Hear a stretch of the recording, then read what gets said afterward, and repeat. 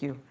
Oh, I'm really glad to see all of you here, and it's a pleasure to be here. I've never been here before, and I love the campus. It's really beautiful, so I appreciate you giving me the opportunity to come and enjoy your campus.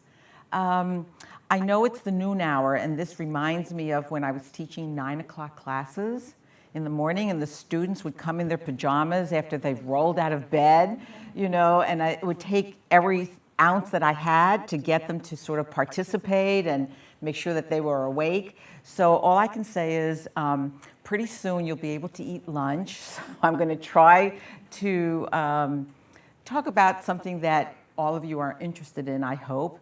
And then hopefully we'll have some time at the end to have a dialogue. This is what I'm really interested in, is being able to dialogue with you about field issues. So as you heard from my introduction, most of my professional career has been learning about field, writing about field, doing research in the area of field education. And until very recently, field has always been the underdog of field education, of social work education. And there's always been a tension between class and field. And with field now being proclaimed the signature pedagogy, when most people don't even really understand what that means, just that we know that we are that, this proclamation has really been more aspirational than real in terms of being the signature pedagogy. And what's important about giving us that designation is that in the standards, it talks about now that field and class are equal. We have finally gotten some equal status. It still isn't reality, but that's what we're working towards. So that's one of the things that we need to sort of keep in mind about field education. There was a very good quote that I found by someone named Bernice Simon. She used to write about field quite a long time ago. She was an excellent writer and researcher. And this is what she said about field, which is kind of interesting in the fact that we're supposed to be the signature pedagogy. She said, field education is inevitably scrutinized because it is in the field that the student learns what to do, and in the main learns that he, please use he and she, this is old writing, that what he should be. Field is the mirror in which the profession sees not its image, but its problems, and in which professional education sees not its accomplishments, but its failures. Class and field look into the mirror and say, who is the fairest of them all? The tension between class and field, and most of you understand that that's where we've been for many, many years. If you would like to read more about signature pedagogy, there's been a lot in the literature recently, and yes, I'm going to hawk this book. It's a recent book that's been written for field directors that I did with 2 colleagues, just came out in 2014. Social Work Field Directors, Foundations of Excellence. And in the first chapter, Dean Pierce has a very good chapter on signature pedagogy. He is the person who came up with the idea that field is the signature pedagogy, and he and I have had a lot of discussions about that because I don't quite agree with him. And it's worth reading that chapter so you get some understanding of what that is. And if you want the opposing view, or the view that says we're not quite there yet, but we're working on it, my colleagues and I have an article in the Journal on Social Work Education in 2010 that looks at signature pedagogy and whether we're really the signature pedagogy in social work education. Can you pass the book around? I'm sorry? Can you pass the book around? Oh, sure. We'll give it back to you. It's okay. Sure.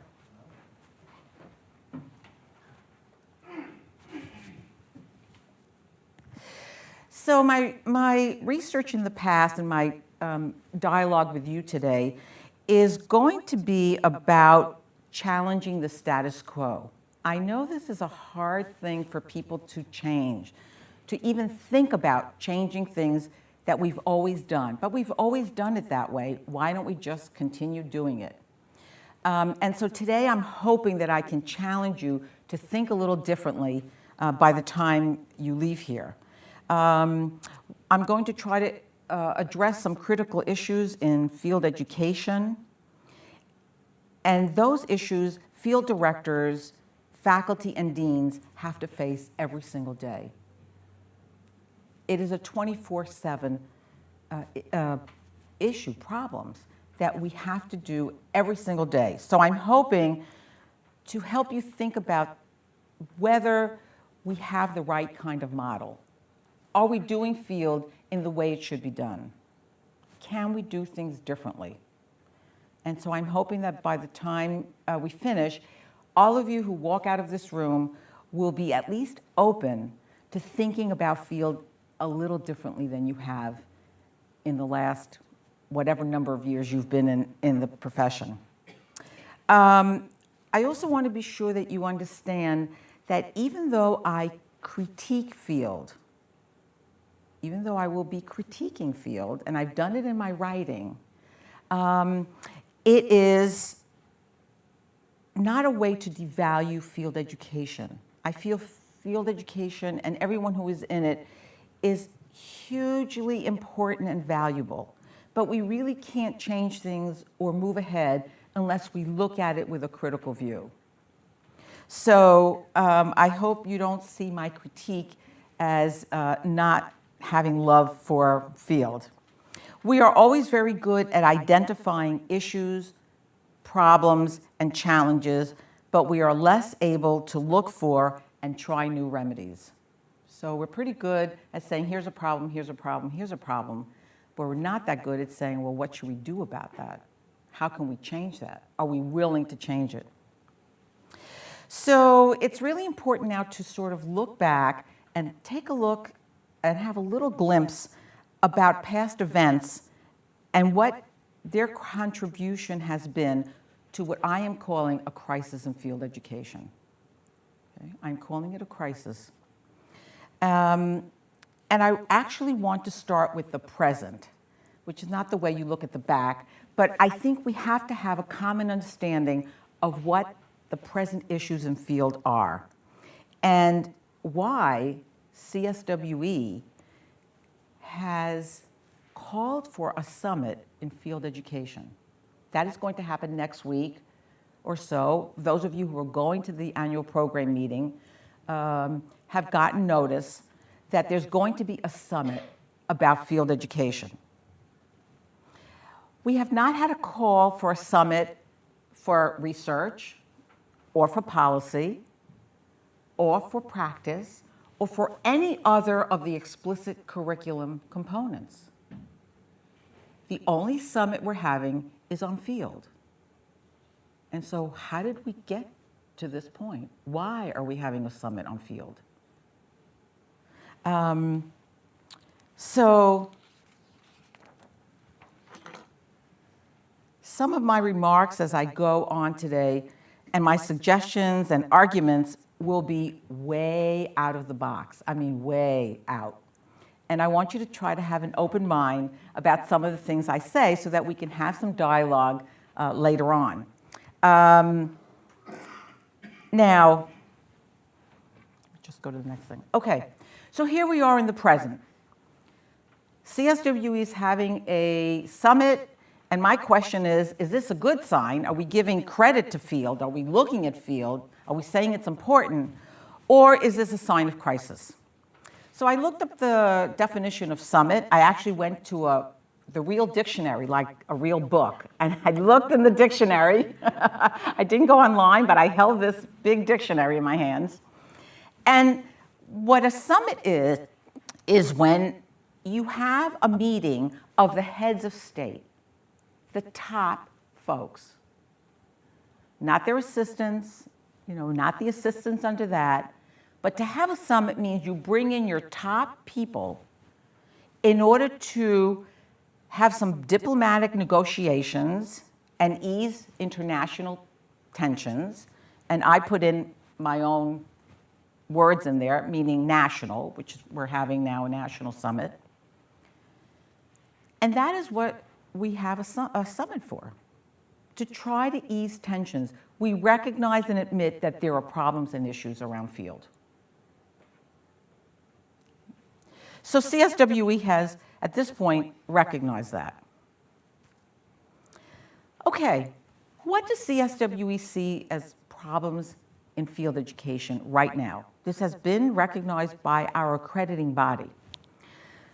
As I go through some of these issues, I'm going to try at some points give you some ways that schools have tried to address these problems. So you'll start getting some ideas of some different ways that people are looking at field. Okay, here's a big problem. We have a diverse and complex student body with many, many needs. This has been a shift in the student population. And those of you who have been teaching for a while can see that in the last decade or 2 or 3, we have a totally different type of student that is coming into our classrooms. What does that mean? The students aren't ready to enter field. They have different expectations. When the consumerism movement came in, students became our consumers and not students. And so they now say, I pay my money, I should get an A in this class. I mean, I paid, where's my A? I'm buying this class, so give me my A. They are entitled. They have demands for evening and weekend placements. This all has implications for field. They expect flexible placements, flexible class time schedules. There are issues with professionalism for students. And of course, the balance between family, work, and school. This is what the student population now looks like, and it has great implications for field. So a student will now call the field office and say, I have to have a placement on Thursdays between 2 and 8 o'clock at night. I mean, that's the only time I can do it because, I take care of my grandmother and my kids are going to soccer games and, I'm a single mom. That's the only time I can do it. And so the field office has to respond to that. About 15 years ago, I bring my own props. I don't like to have those figures on. Okay, here's my magic wand.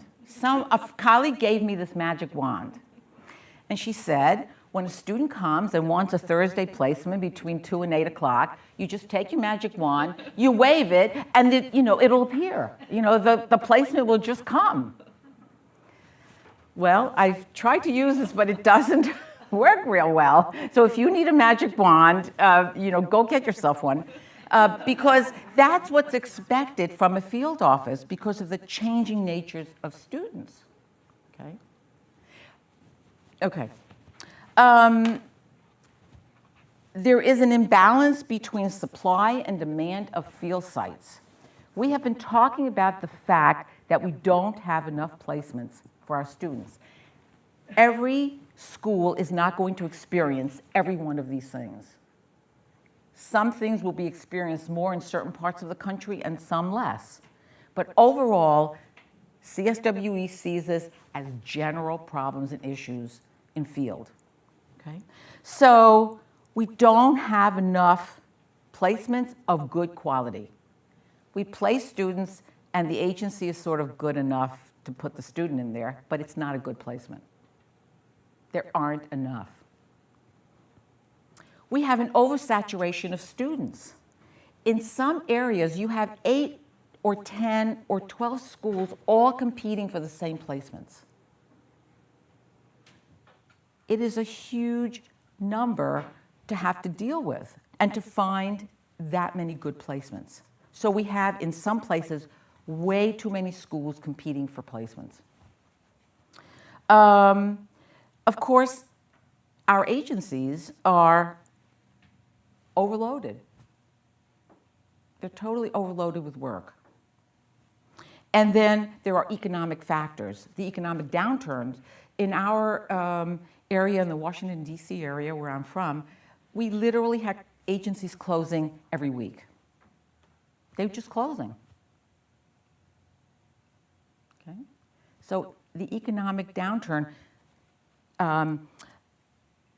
did not allow us to continue using agencies that we've been using for 20 years. They were gone. So that has become complicated in some areas too. Okay, more challenges. How do you recruit and maintain high quality field sites?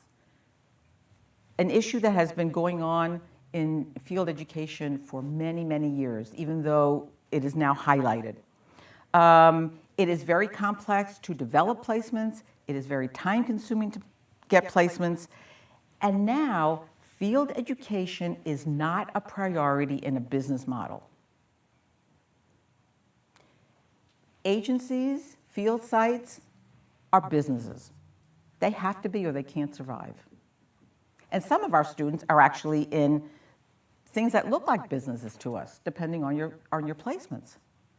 The universities now are businesses. That's their job, to bring in money. I don't know about the education, it sort of takes a little lower rung, if you really look at it. So we're not a priority.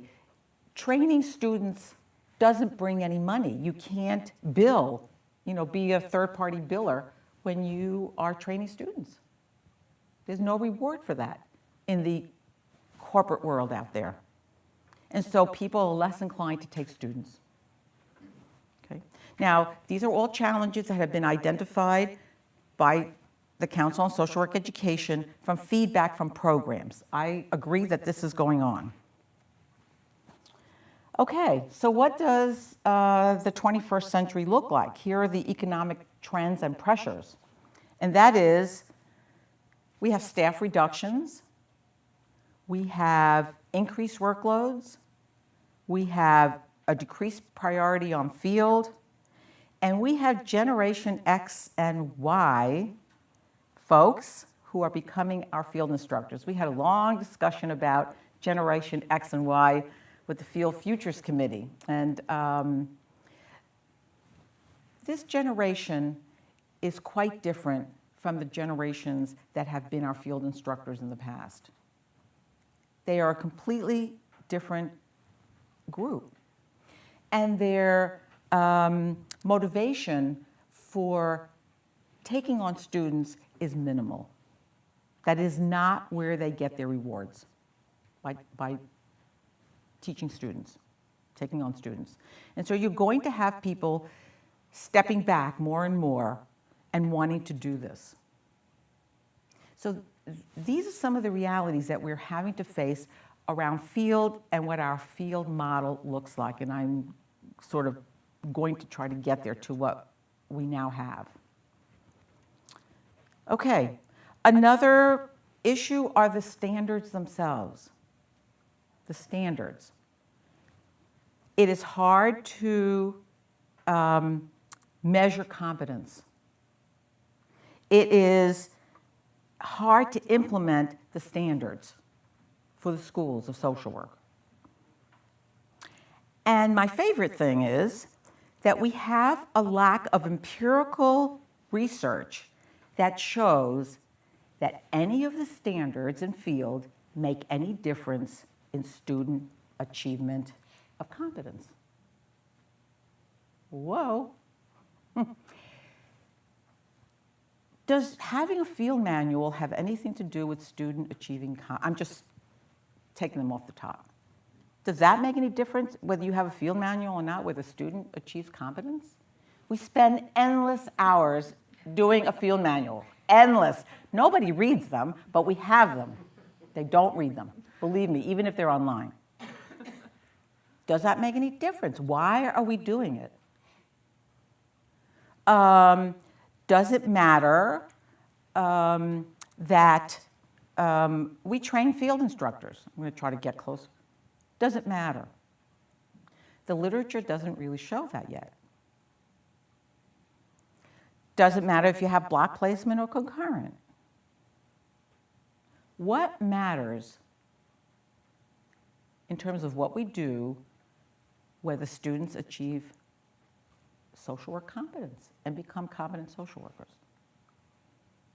This is a favorite question of mine because we do a lot of things that are not in the standards. We just do them because the school down the street is doing them, and we think we should do it. We spend a lot of time on that. And we don't really know what makes a difference. So we need research desperately. I'm looking at my doctoral connection. We've already had a conversation. Okay? I want you to think about some of these things, like why are we doing this? Is the student going to learn better if we do it or we don't? Okay? And so that has been identified before, and I've taken, in the literature, I've taken on the standards, challenging some of that stuff. Okay, other things. The prioritization of field education. No focus on field. We have a huge disconnect between practice and academia. Huge disconnect. This is something that you will see in the literature. If you talk to any field instructor, they will say, what are they teaching those students over there? We don't do any of that anymore. You know, faculty still using their notes from the 1940s. You know, we're not there. We're somewhere else. There is a big disconnect between, and the students can tell you. They'll come back to class and say, you know what you taught us last week? My supervisor, we don't do that in our agency. Okay? So this is a problem in field. And of course, insufficient resources. Okay? The agencies are lacking resources, and the field offices are generally totally understaffed for what they have to do. So the resources to develop good placements, good field instructors, when the bottom falls out, field goes. And so an example is a colleague of mine in a school, when the economic, bust hit, the public institutions were hit very hard. And every dean had to reduce their budget by a certain amount of money. And so you have to take it from somewhere.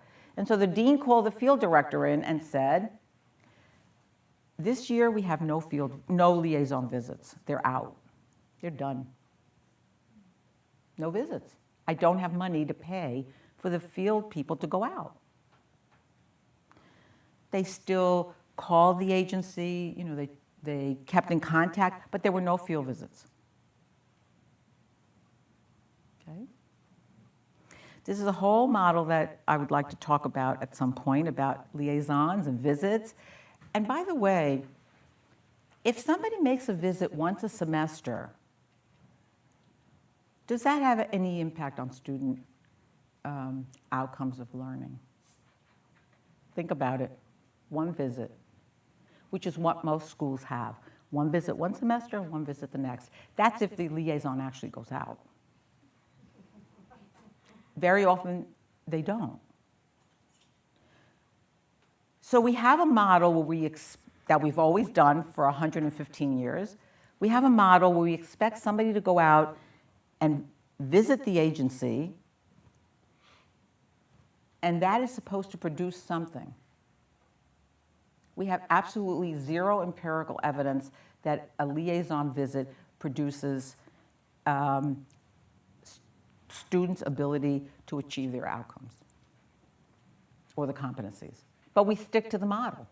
We keep doing the same thing over and over, even though we know it doesn't work. It's not working. Look at all these problems.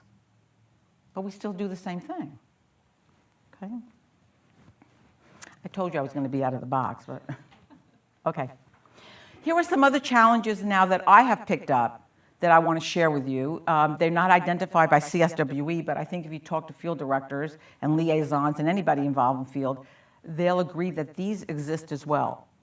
Distance placements and technology. They are causing some issues in field. Gatekeeping. Gatekeeping is a big issue in field, and what we're finding is that although field directors and field liaisons and even field instructors try to do gatekeeping with students, very often they're not supported by higher administration. Legal suits, legal problems are things that higher administration wants to avoid. And so although we try to adhere to our code of ethics and to look at students who may not be ready to move on, and we try to help them think about going into some other profession or coming back when they're ready, when we make those decisions, we're not supported. And that's why gatekeeping is becoming a huge problem. Not the only reason, but a problem. Okay, risk management, safety in the field, we're just starting to see that as a possibility in our standards, that finally they have recognized that there are risks to being both a social worker and a student in the field. And we're hoping that that gets into the standards. Employment-based placements, required field hours, which I want to talk about. Having qualified field directors. We're finding that there are more and more failed searches for field director positions. And how do you become ready to become a field director and run a huge program? That has become very problematic.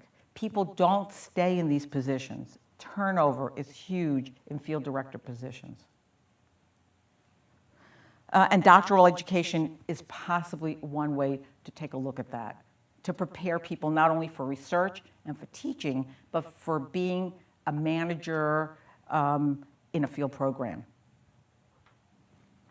And of course, the viable field models. We have models, but they don't work real well. I want to say one thing about the required field hours. Can someone tell me, you don't have to raise your, just think about it, what is magical about 400 hours and 900 hours? Those are the requirements for BSW and MSW. There is absolutely no study, no empirical evidence, nothing that demonstrates that in 400 hours, every single BSW will have achieved their competencies. Or 900 hours for the MSWs. Zero support for those hours. Yet they're in the standards since 1982. Over and over and over. And when the question is raised, well, why 400? Nobody can give you an answer. Why don't we have 200 or 1,000? I mean, I can pick a number. Any number will do. So you know that in 400 hours, some BSWs, by 300 hours, they have got those competencies down. They're ready to move on. But we make them stay to 400 hours. Some students, BSW or MSW, by 400 or 900 hours, have not achieved competencies, and you give them another 1,000 hours, and they still will not be able to achieve competence. So even though we have a competence model, a competency model, we say in field, well, even if you've achieved the competence, we're going to make you stay and keep doing those hours. Rather than saying, okay, you've got it, now let's move on, or you're done with field. It's 300 hours, great, you're done. What's wrong with that?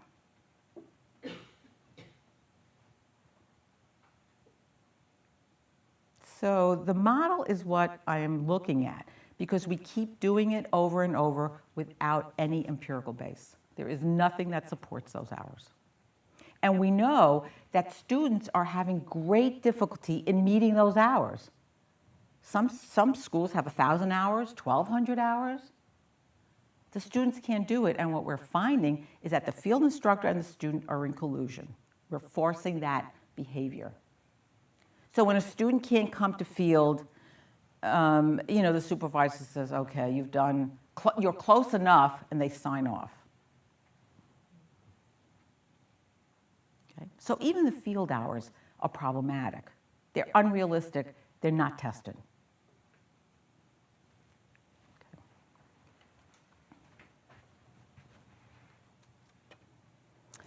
Okay, so we're trying to keep a round peg in the square hole. We have a lack of empirical evidence around field. We have a lot of scholarship and research expectations of tenure-track faculty, which keeps them away from field and needing to publish. I mean, that's where their reward system is. And often, faculty are unaware of the rapid changes in the field. And so forcing faculty to do liaison work is something that we don't want to do. And they don't want to do it. So what model should we use to help our students if we're going to use a liaison model at all? Okay, so we have all these changes. We have changes at the university, we have changes in students, we have changes in the agencies. But despite all these changes over these years, schools of social work and field education is provided largely in the same way for the last 115 years. That's how long we've had this model. 115 years, no changes, minimal changes. It doesn't fit anymore. It doesn't work. But nobody's willing to say it. Nobody's willing to take the risk of changing it. Because change is hard, it's too much work, it's too much bother, let's just keep doing the same thing. But we're finding that the students are having a very hard time with this model. They're working 40 hours a week, sometimes 2 jobs. How are they going to do an adequate job in a field placement? Okay. So there are 2 ways that we can go. One is incremental change. This tends to address structural issues. We fix a little here, and we fix a little there, and we fix a little here, which is how we've been doing things, just tinkering around field education, incrementally, a little bit at a time. The radical changes have to do with conceptual changes, how you think about field. Okay? There are 2. Now, it's not either or. We probably can use both ways, but the radical changes have not come. The most radical thing that's come out of CSWE in the last 115 years is competency-based education, moving from the old EPAS to the one in 2008, where we've had to move to competency-based. There hasn't been any other major changes, especially in field education. Nothing. Okay? So what I'm proposing, and that is that just Band-Aids or piecemeal changes are not going to work. Our changes are too great. So we have to look at the structure of field education and the field standards, and I'm proposing that we really need major overhauls in both of those. Major overhauls. I don't know if it'll happen, but we'll see. Okay, so I want to take you back just to the recent past, not too long ago, and I would say that we saw this coming, but no one was listening. That is, if you talk to field directors at a meeting, they would tell you all this is happening. All of this, they could identify everything. But nobody would listen to the field folks and say, these are major changes coming.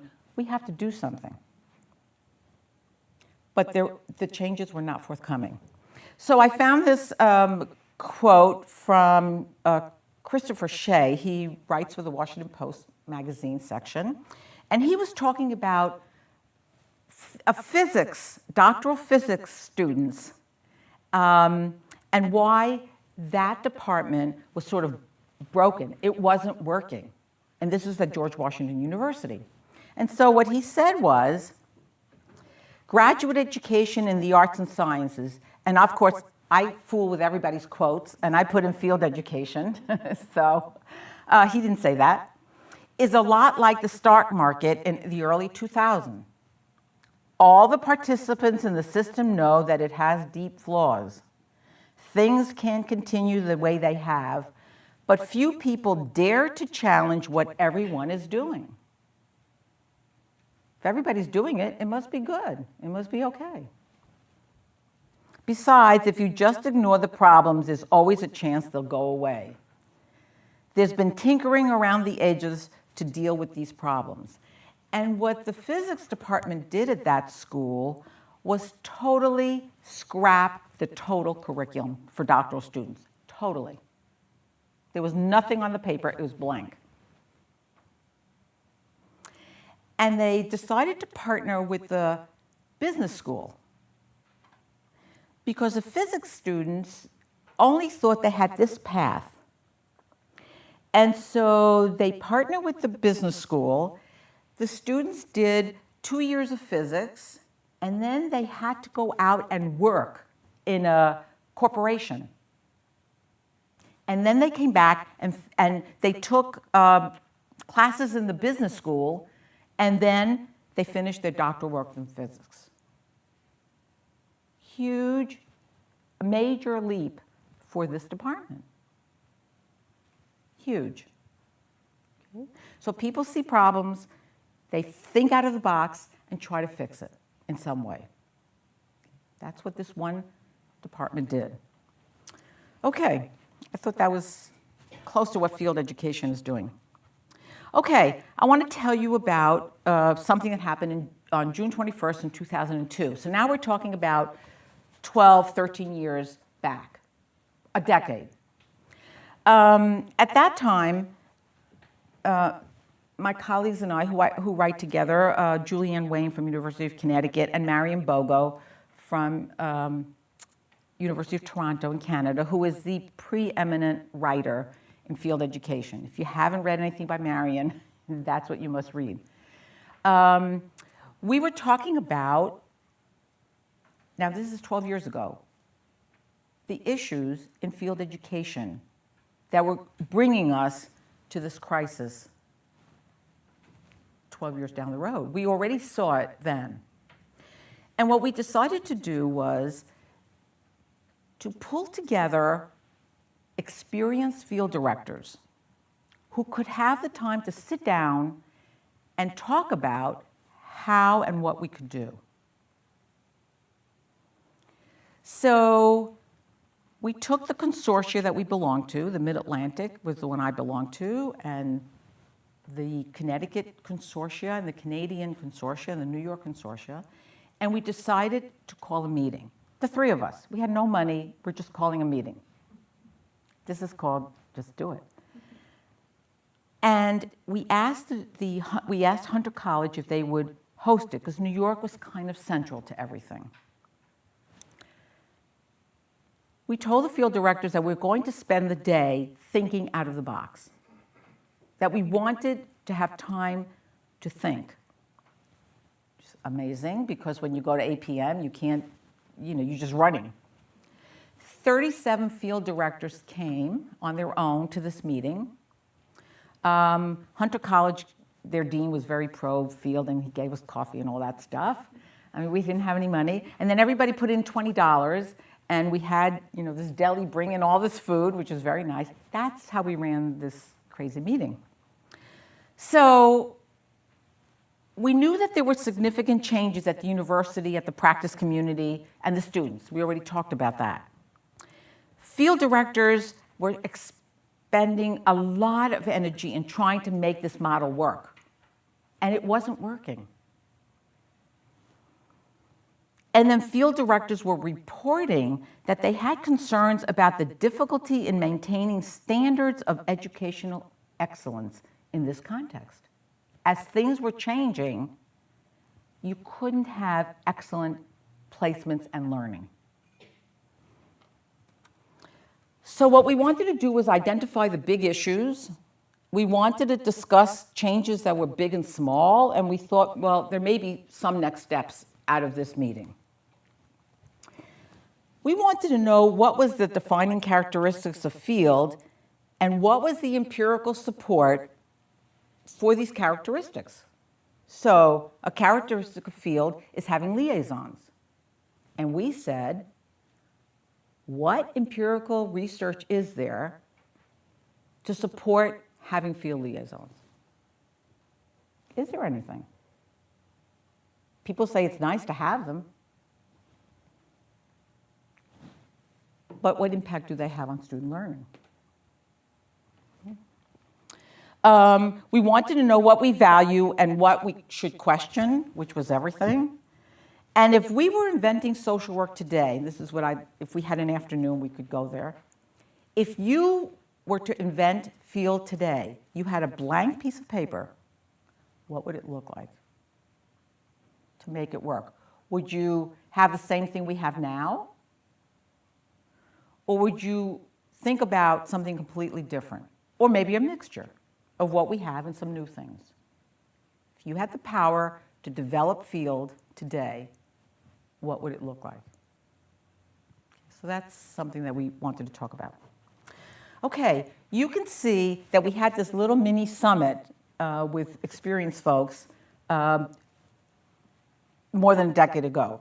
So we had representatives from all these places, and here is what they identified already, 12 years ago, a whole decade before this summit.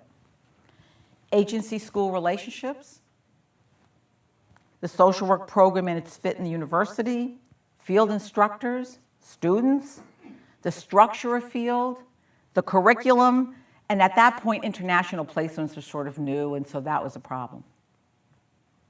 Does that sound familiar? Sounds like a, deja vu, like I've been there. That's what they identified already, more than a decade ago, this meeting. Okay. So we broke people up and we said, if you want to work on radical changes, you go in this group, and if you want to do incremental changes, you go in this group. And we have a whole afternoon to try to think about how we could address those things that they identified. So here's what this group thought about. Now you might be aghast at some of the radical stuff, but it's not that far off. Okay, so one suggestion was that we have a 1-year post-master's practicum. In other words, students graduate, and when they have their master's degree, then they do a practicum. That would be jointly developed by the agency and the school, a real partnership. This idea was already suggested in 1959 when they did a huge curriculum study. And at that point, in 1959, now we're talking about a lot of years back, they were already suggesting that practicum come out of the schools and be done after a student is finished. Okay. One school in Canada has no field liaisons at all. And what they do is they work with field instructors for 2 years before they can take on a student. 2 years of training, not a half a day like most of us do, or a day, 2 years they prepare to be field instructors. Now, if you have somebody who's well prepared, why do you need somebody from the school to come and check up on them? Because when a liaison goes out, they're looking at the student, but they're also looking at the field instructor.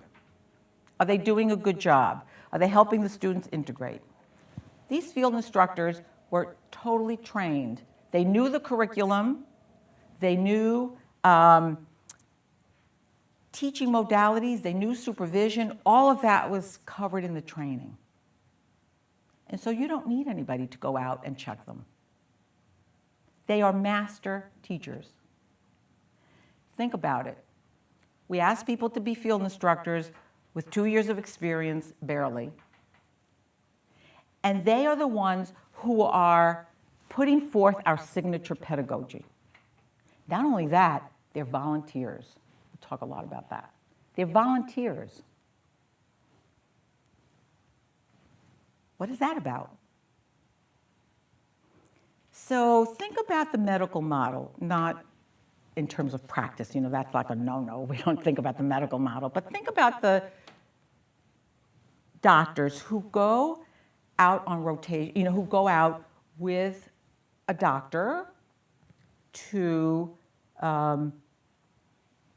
learn about how to work with patients.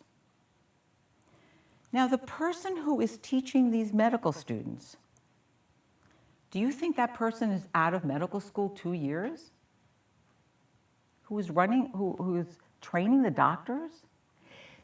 The person who does that is their most senior tenured person, who has been in medicine for a very long time, who is an experienced teacher and diagnostician. That's who trains the medical students. Is he or she a volunteer person?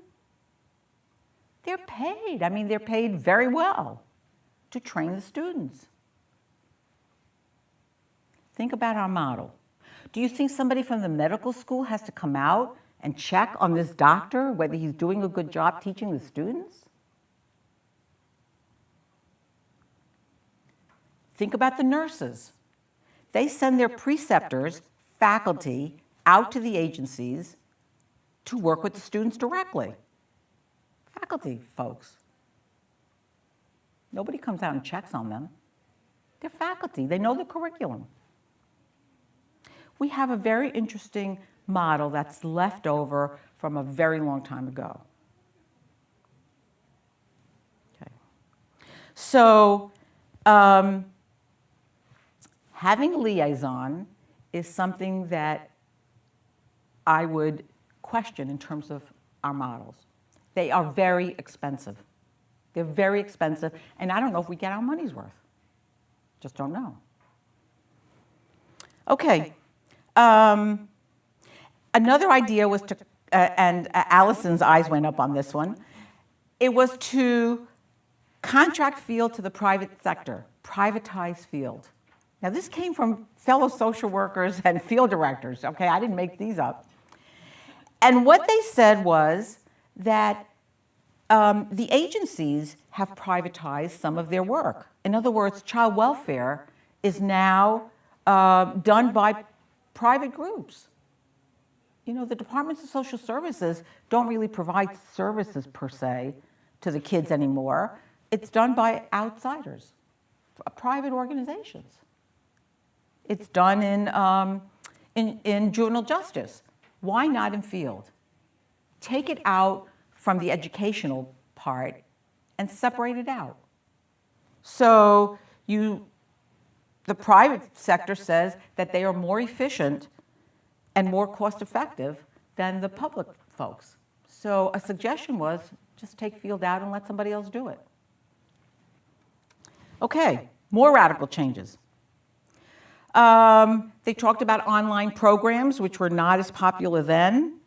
And then I asked the question, what is the evidence that a one-time visit makes any difference? And then this is closer to the medical model. Students complete all their academic work. Then they compete for their internships, just like doctors do. They don't get paid full salaries. They compete for a placement under the supervision of a master teacher. I want to emphasize that the person teaching the students in the field has to be a master teacher. And I don't think we really have that. The agency ends up doing the gatekeeping because we have graduated the student. They're out. Now the agencies are supervising the students, and if the students don't do well, then they are free to say to the student, you know, this is not for you. The students then have to pass a comprehensive exam given by a professional organization. and then they can use the title of social worker.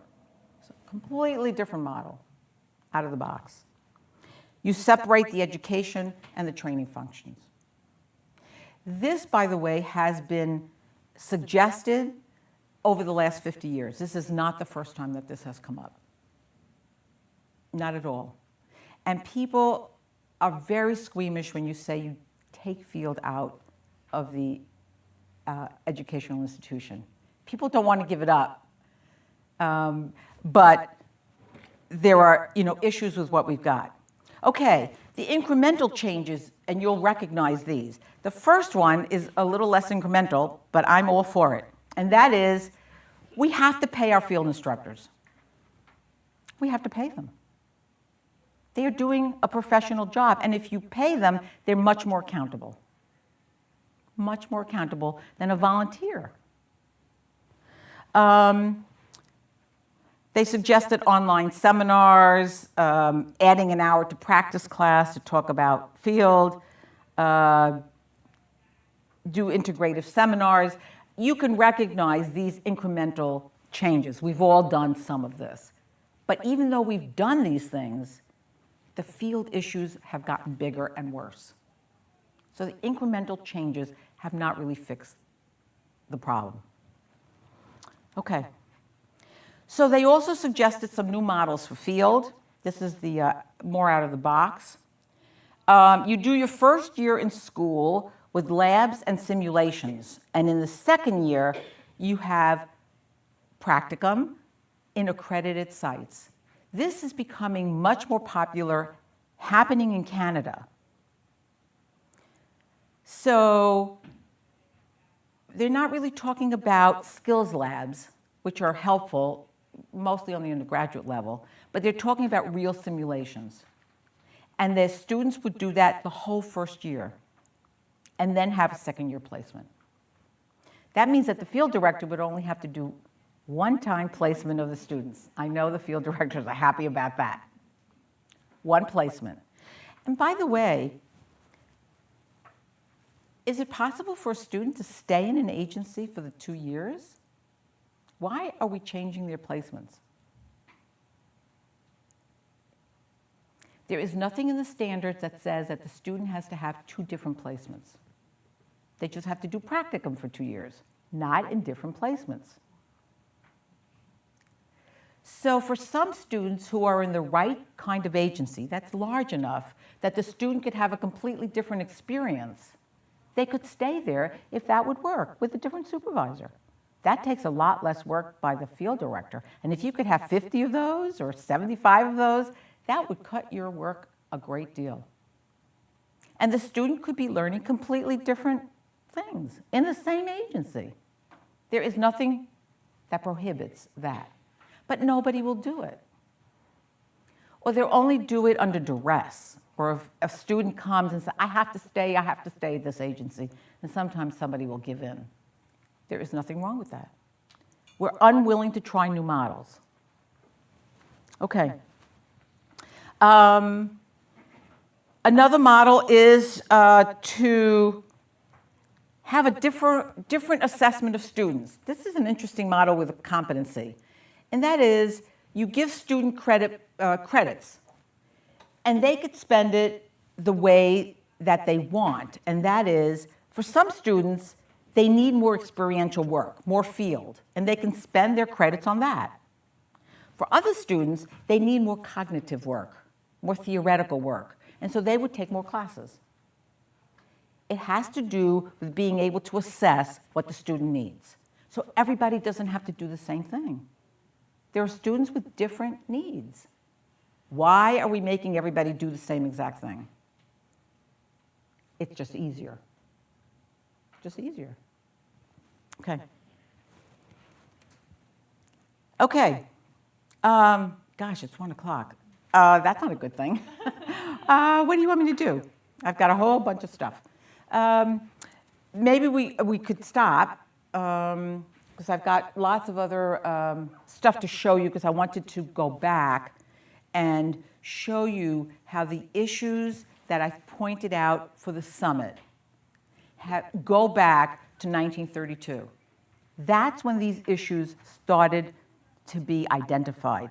And they've progressed and progressed and progressed to now.